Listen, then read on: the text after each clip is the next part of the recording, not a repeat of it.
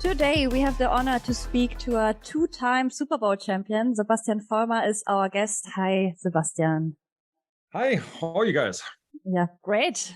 We are talking to you, so it's a great day. Can you tell us a little bit more about your past with American football? How did you start playing? You have a past with the Düsseldorf Panthers, so maybe let's tell a little bit about that. Sure. So I'm going to keep it brief because it's a longer story. But yes, I was born and raised in Germany, in Düsseldorf. I started with soccer, probably like any European or German kid, swimming as well.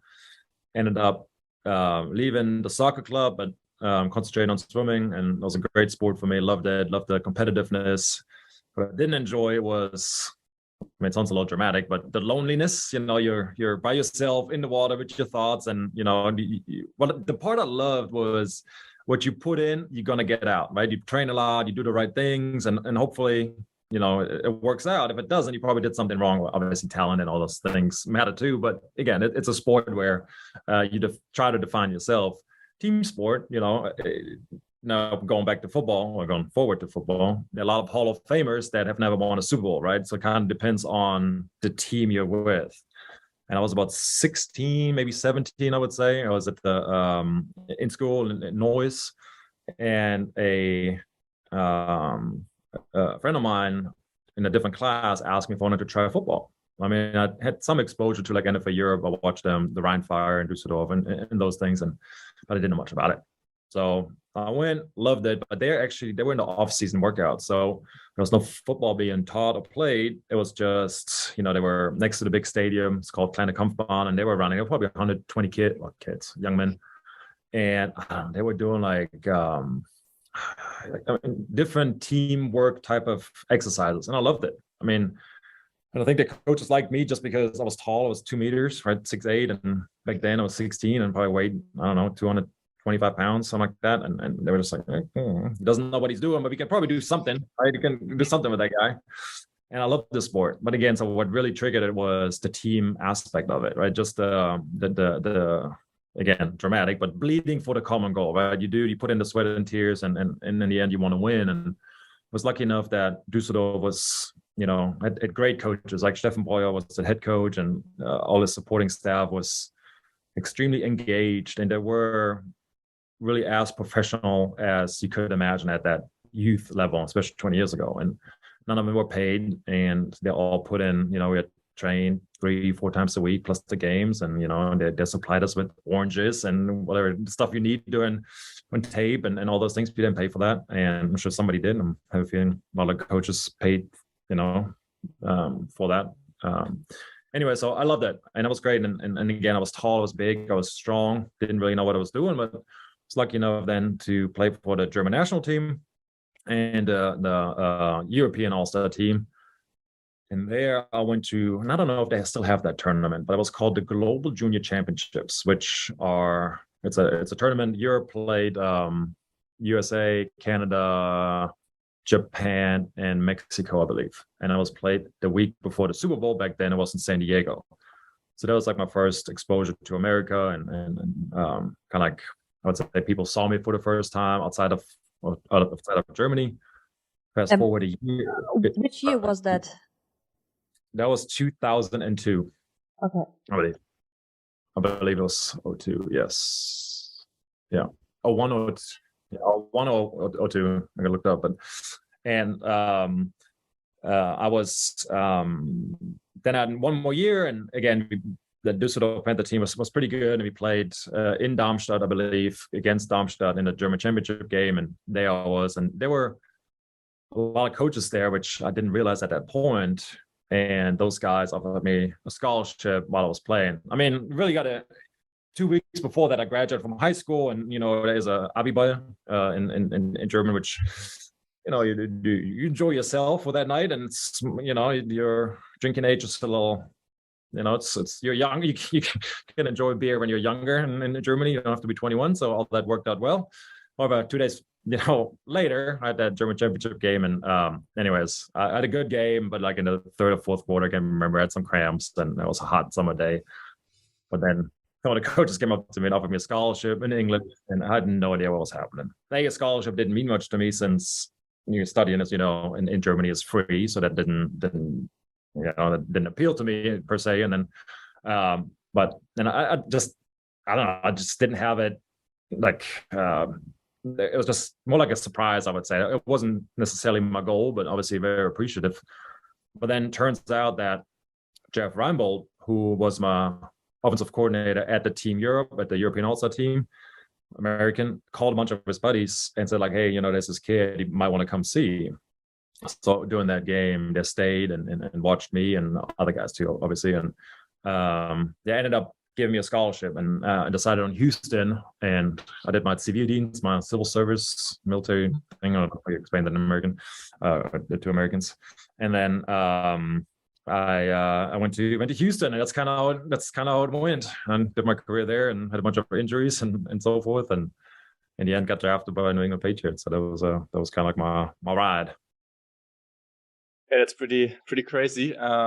So we also talked about the IPP in this podcast a lot. Also talked to some players and stuff. And so you already said you went to the University of Houston. How difficult was that as a German native moving to the US, like starting up there? It's a lot of people don't know how hard it is actually to make it at a college football team. Oh, it was incredibly hard. It was, like I was saying, yes, I was tall. I was, but I thought big. But I mean, you walk in there, and I mean, those are grown men. Like, I mean, they were 6'8" and 350, and I was, 6'8" and 250 on a good day, right? So I mean, I was skin and bones compared, at least. Didn't speak the language. I left everything I knew, and back then it was tough. So I always tell that story in two different ways. So when I had the chance, like, there were a lot of people that saw something in me that I didn't see, and they helped me. Like, I'm not a believer in self-made men, in I did it all myself. I'm this, I'm that. That's not what happened to me. So it's not really what I support. I'm more a believer in we are all products of our circumstances, I would say. Obviously, hard work and you get nothing given to you, though I think those are givens. But again, if I wasn't born in Dusseldorf or in another city where they had a good club team back then already, well, that wouldn't have worked. If I didn't have a good coach, if Jeff Reinbold, was saying, didn't call those guys, if they didn't have a scholarship to give, if I wasn't 6'8", like, I mean, there's so many things that just happened to me that at least gave me the chance to prove myself. And but it was incredibly hard. I went there and had some issues with my visa to go over there. So I missed training camp, and I was hyped as like the second coming. I was like in that newspaper, the college newspaper, was 6'8", 350, and this offensive lineman that's going to rescue the Houston Cougars. And I get off that plane. I was like, well, the guy's tall, but he is skinny. Like, I mean, this is not gonna work, right? I mean, this is not it. Well, he is not it. And that was tough. I never really trained before. Right? I was just in Germany. I was good enough. Like, again, I was tall and big, and it worked. I never really seen a weight room from the inside. Like, yeah, conditioning was good, but like, I wasn't strong. I mean, I thought I was strong, but compared to those men, really, I mean, that 19, 20-year-old, 22-year-old future NFL players, right? I mean, they have trained before. So my first practice, also off season. No, it's not true. But it was a weight room practice, and I got my butt kicked. I mean, I don't know if they were trying to make a point there, but I was like shaking in a corner for like 45 minutes, like almost blacked out. And, they were running circles around me. I was just like, I don't know if I can handle it.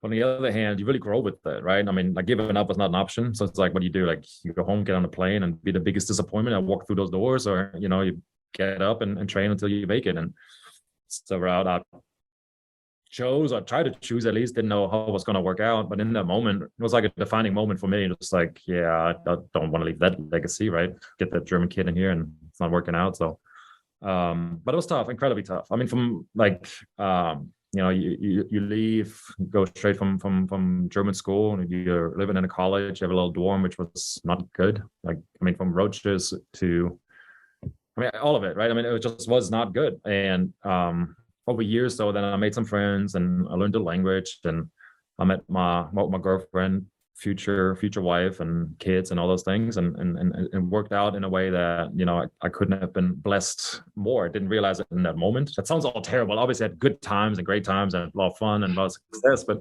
you know, it was a tough road, I would say.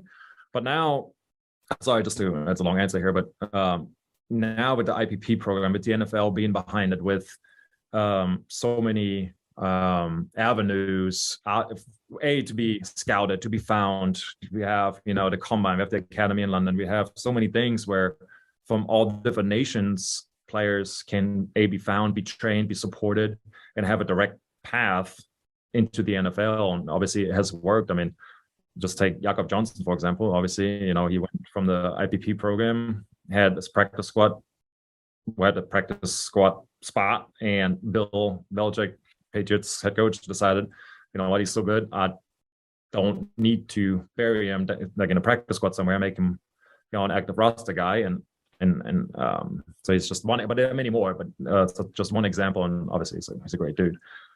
So anyway, so I think for the future generation, it's still tough. Obviously, it's the hardest, the best football league in the world, and it's an incredibly tough environment. However, the avenues are there. I don't think the European kids are lacking behind the Americans by size, talent, by work effort, by ethic, by let's just say like the outside forces they can control a little bit. Certainly, I think and that's happening now. Well, actually, I'm wearing that shirt. You know, NFL launched a flag football program in school, so I think we're getting younger players involved in the sport. I think that's another first step, or another step to get the grassroots going, to get the younger kids, male and female. We just had a camp in Düsseldorf, sponsored by the Patriots, but it was great. It was probably 100 kids, 50-50, and boys and girls, and they all had fun in the end, right? And so they're exposed to the sport, and who knows in 10 years where they're going to end up, right? There were some kids, I mean, they were studs for what, you know, that just picked it up a couple of weeks prior, and I mean, they loved it. And they just looked the part. Sometimes you just can, you know, you can look at a kid and just like, yeah, get a little swagger, you know, he's okay. And anyways, that was a beautiful thing to see. And so I think just as an encouragement for the younger generation, I think this is certainly heading in the right direction. For you, the hard work paid off in the end. You got drafted in the second round by the New England Patriots. What was that experience like? That was amazing. So while I was talking about the tough parts in college, once I hit, you know, I had surgery on my back, I broke my leg, all those things, right? And then they had some like, for me, lucky breaks, literally a break for another guy that was in front of me. He couldn't play, so I got a spot. And from then on out, I would stay the starter and never give it back up. And it's kind of what football is, right? You get your chance and you got to take advantage of it. Or any other job as well, right? I mean, once you have a chance, you got to take advantage of it, stay prepared. But so that was good. And I made all conference team and all those things. And I was okay. And then on draft day, back then we only had 2 days. Like the first and second round, I believe, was on a Saturday, and the rest of the rounds were on Sunday, on the second day. And I told myself, I'm not going to sit in front of the TV, you know, for 8 hours and hope your name is called. I'm just going to do this. Like, before that, I'll take it back. So I wasn't invited to the combine, but I had a pro day and my numbers were really good. And I was part of an all-star team, like a game, and I did pretty well there. And I had 14 pre-draft visits, which certainly, like, you talk to GMs and the owners and head coaches and, you know, all those things, and they give you an idea of where to see you if you get drafted. And I thought I was going to be a Raider, and so in my mind, I was just like, well, I'm going to go there. However, when draft day came around, I got a couple of phone calls. I was working out, and it's like, hey, is this Sebastian? Yep. Do you speak English? Yes, sir. Okay, bye. I mean, it was just like the last minute, you know, checkups on, I don't know, he's somewhere on the list, but some team is like, where's he from? Germany? What? Like, huh? And but again, it was like, it gives you the interest of, obviously they're still doing some research. They're still, you know, somebody just had a question. Probably some scout walked in and was like, you know, just make sure, like, cross all, you know, your T's and dot your I's and things. But then, so that day, and I was hanging out, we had a barbecue. Like, we didn't celebrate the draft at all. It was just kind of like a nice Saturday, and Houston was hot, and the day kind of went on. And some point in the afternoon, me and back then my girlfriend went to a sandwich shop. I literally just put my phone down. I ordered a sandwich, and it was an unknown number, and I didn't hear it. My girlfriend then saw it and was like, "Hey, don't you want to pick up?" I was like, "Oh shoot." Picked it up. I was bearish. Was like Bill's. I think he's heads of football operations, but in that organization with the Patriots, and he handed the phone to Bill, and we're talking. I was like, "I'll be about to draft you," and in that moment, it's just like, well, first of all, you're like, "Okay, to go. We're not eating here," but it was an incredible moment. It's just like you go from a broke college student to a professional athlete in a matter of seconds, right? Like you hang up and that's it. But then you just like, all of America is Houston, and then it's like, okay, I'm going to New England, and of course you know who and what the Patriots are, but you might not know where they are, like that they are in Foxborough or who they play, what the division is. Like NFL wasn't really like on my radar back then, at least not to that detail, and it was incredible. Like I remember like calling, obviously like your friends and whoever else sees it on TV, which I to this day have not seen. But then obviously get the phone calls. It's like, okay, let's have a party. And I feel like I'm more of a, I don't know, like I have to process information myself first before I can like go celebrate. And I remember like everybody's coming over on their way, and I make my girlfriend call. Like everybody's like, yeah, let's pump the brakes, maybe tomorrow. But in that moment, just kind of realizing again, life is going to change dramatically.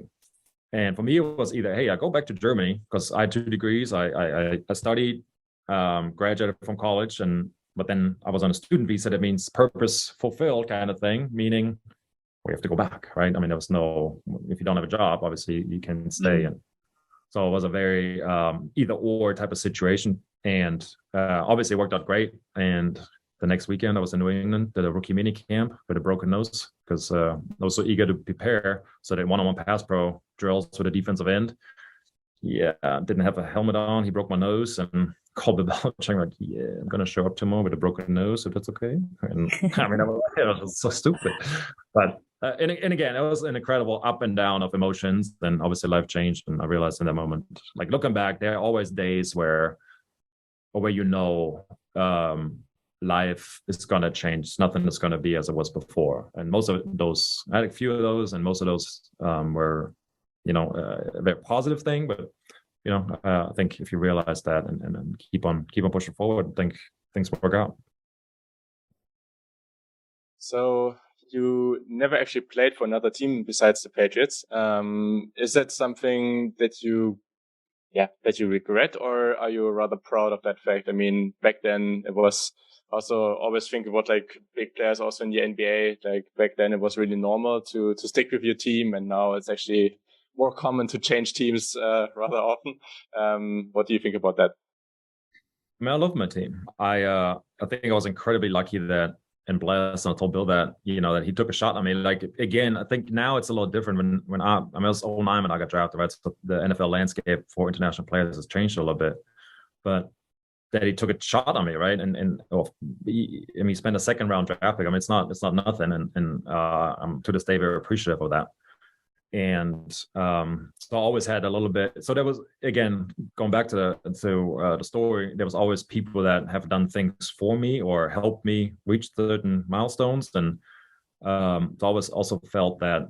So Coach McGahee, for example, not coaching with the Giants, but he was essentially the guy that offered me the scholarship to go to Houston. And I mean, he put his neck on the line, I felt like, right? He's going out there, he's telling the AD, the athletic director, hey, there's this German kid that spent extra money because tuition is going to be more expensive if you're an out-of-state, out-of-country guy. And I didn't want to be a disappointment. I wanted to show I'm worth that, what those people are saying to others about me. And same thing with the Patriots, right? And I always felt like, okay, like, I mean, now you got to prove it. Some people are trusting you, and I wanted to deliver on that. And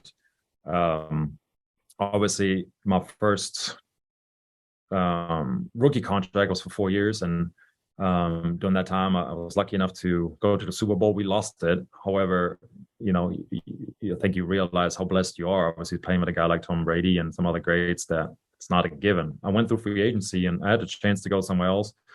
And I told Bill though, like doing it's called negotiations, but even before it's like, hey, I don't want to leave, right? I mean, it might happen, but I don't want to, right? I just let's make this work, and you have to make me I'm not gonna break the bank here, or I want to. Like I want to let's work this out, and then in the end it did. And Tom was certainly a big part of that, and you hear from a lot of veterans, right? You always got a shot. Bill obviously is a big part of that because he always have a shot of winning, and some other great players. And luckily, well, 2 more Super Bowls after, it was the right decision because in the end, that's something that can like sticks with you, right? I mean, I've been part of 3 Super Bowls, all in different experiences. Lost one and won 2, and it's incredible. I'm so thankful, and the sport has given me so much on the life I live now, to the people I've met, and then obviously the sporting or the success in the league itself. And I think it made me a better worker. It taught me so many life lessons, the way you handle yourself on and off the field. Obviously, I'm not on the field at least to play, probably to maybe show a thing or two, but like not, those days are obviously over. But it's been an incredible journey, and I'm so blessed to be part of the Patriots organization for that long. And again, it's the only lifestyle I knew, and it was tough, no doubt, but you also win a lot. So I have nothing but good things to say about that. You just mentioned Tom Brady really briefly. He's also coming to Munich this fall. How is he as a person, or also like a teammate? Awesome. He's the greatest. I mean, obviously we all know what he does on the field for everyone, right? And I think what media reports about, well, he makes players better. And I think it's such a, yeah, of course he is, but so is Aaron Rodgers. So is like a lot of those, like greats. There's a level above greatness where those guys are in. But he made me another reason why I stayed. I was like, I think I'm going to have a longer career playing with that guy because, well, I think he makes me a better player. I don't have to block as long, right? If he gets rid of the ball within 2 seconds or less, well, it's certainly easier to block that long than 4 seconds. Or if he sits at 6 yards, right, or at 7 yards, easier than somebody that runs at the back of the pocket. Well, I like to know where my quarterback is. I could block the way I needed to protect them. If you have a guy, and it's not a critique, but if you have a guy like, I don't know, Aaron Rodgers, right? He runs a lot. He makes a lot of things happen. But it's also difficult for an offensive lineman. Like they get a lot of holding, not a lot. Some of them get some holding calls because, well, you don't know where the guy is. And he's so great. I mean, he makes certainly up for those difficulties, no doubt about that.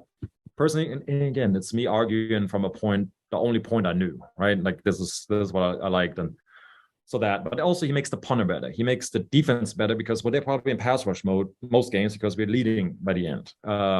If you go back to the Super Bowl we won, well, you were down by 25 points and you're still like, they're gonna make it. Like there's a confidence he instills in us, right? And it's just like, okay. Well, the first one I won was like, all right, championship drive. We score here, we win. Okay, cool. And like, then you do it. I mean, it's just such a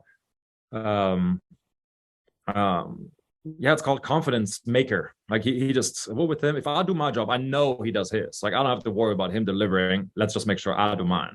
And I think with that approach, that team has won a lot of games. And on a personal level, he is. I mean, he's a great friend, but he is like what you want in a friend, right? I mean, I don't know. I call him up for whatever I need, and it's not like, hey, I'm too busy. It's like, no, sure, what do you need? Like, let me know. And like he did, I was retired, he was still in training camp. He wrote the forward for a book, right? I'm like, and I got it back within like an hour. I'm like, no, I didn't mean like now, but thank you. But that's the guy he is.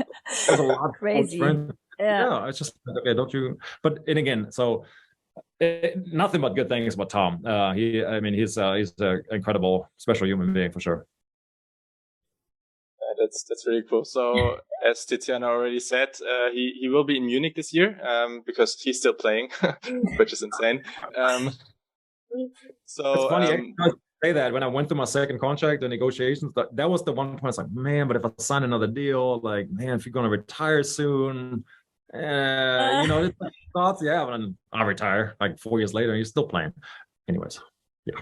Yeah, for sure. So what are your thoughts on the game in Munich this year? Maybe we will also see the Patriots in the upcoming years. That would be cool. But for this year, it's the Seahawks and it's Tampa Bay. And what do you think?